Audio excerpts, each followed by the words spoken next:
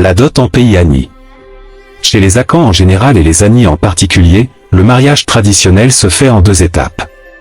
Une première qu'on appelle le kokor et la seconde qui est le mariage traditionnel.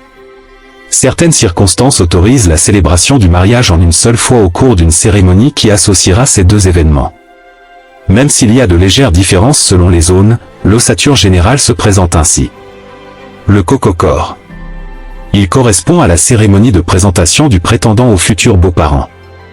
Le kokor n'est rien d'autre que l'onomatopée censée représenter les coups que l'on donne à une porte lorsqu'on souhaite rentrer dans une maison. On demande ainsi la permission à la famille de la jeune fille, l'autorisation que le prétendu puisse venir lui rendre visite. À cette occasion, une bouteille de liqueur est offerte, il s'agit généralement d'une bouteille de gin. Cette cérémonie autorise la fréquentation officielle de la jeune fille. Le mariage coutumier. Maintenant, avant de continuer, prenez juste une minute pour liker la vidéo. Ou laissez-nous un pouce bleu. Ensuite, abonne-toi. Abonne-toi puis partage la vidéo à tous tes amis Ani pour qu'ils viennent t'écouter aussi. Merci et on continue. Le déroulement de la dot. La cérémonie a lieu le matin dès le lever du jour. Une délégation du prétendant se rend chez les parents de la promise. Le père du futur marié ou son représentant fait la demande en mariage. Un frère du père de la mariée donne en mariage la fille. Des talents d'orateur sont demandés au porte-parole de la famille du jeune homme. Au cours de cette cérémonie pendant laquelle les familles se font face, un émissaire est également désigné ou choisi dans la famille de la jeune fille. Cet émissaire servira alors d'avocat et défendra les droits du jeune homme.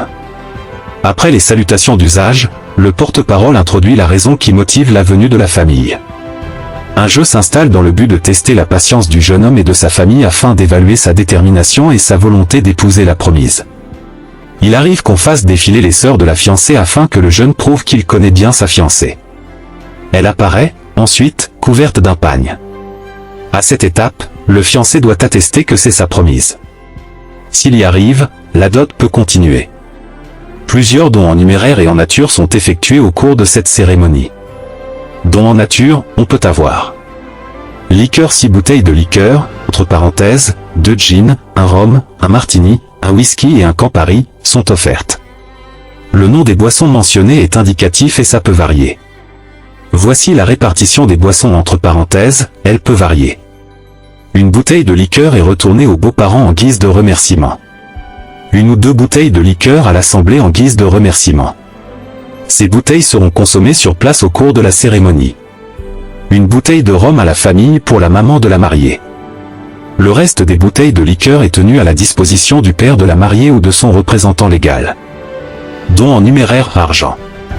Elle est de 6060 francs CFA repartie de la façon suivante. 6000 francs pour le père et la famille et 60 francs à rembourser en cas de divorce. Un sac de sel, pour les tantes de la mariée. Un paquet d'allumettes à distribuer à l'assemblée présente. On peut prévoir 5000 francs de part et d'autre en remplacement du paquet d'allumettes. L'argent du couteau des frères de la mariée. Une libation est ensuite faite par le père de la mariée ou son représentant. Cette libation a pour vocation d'unir les époux, remercier et recommander leur union aux ancêtres. Elle exige certains protocoles qui sont plus ou moins suivis. La libation se fait généralement sur la terre, la boisson est versée dans la terre et des paroles sont prononcées au fur et à mesure. Il est parfois imposé à celui qui fait la libation de se déchausser et de descendre légèrement le pankita qu'il a porté sur son épaule. Cette libation se fait en présence des époux qui se font face. Après la libation, il est demandé aux époux de s'accroupir et de déposer les mains dans la boisson qui a été versée et de porter leurs mains sur leur front. Astérisque. L'argent de l'accolade entre les époux après la cérémonie de libation qui scelle le mariage, les époux se font des accolades. L'époux remet alors de l'argent à son épouse.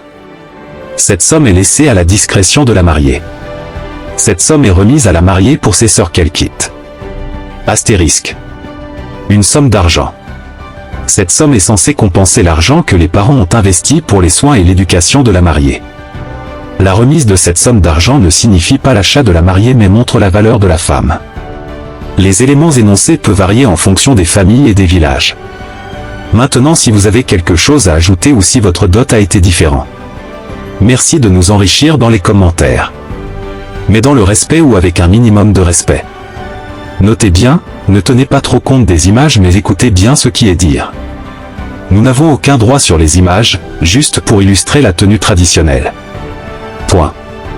Les Annie, j'attends vos avis dans les commentaires. Maintenant, si tu es fier d'être Annie ou si la vidéo t'a plu, laisse-nous un mot dans les commentaires et n'oublie pas de liker la vidéo et de partager la vidéo. Pour que tous ceux qui souhaitent se marier à une femme Annie puissent voir cette vidéo. Ensuite, mets la vidéo en favori et abonne-toi pour ne pas rater nos prochaines publications. Merci.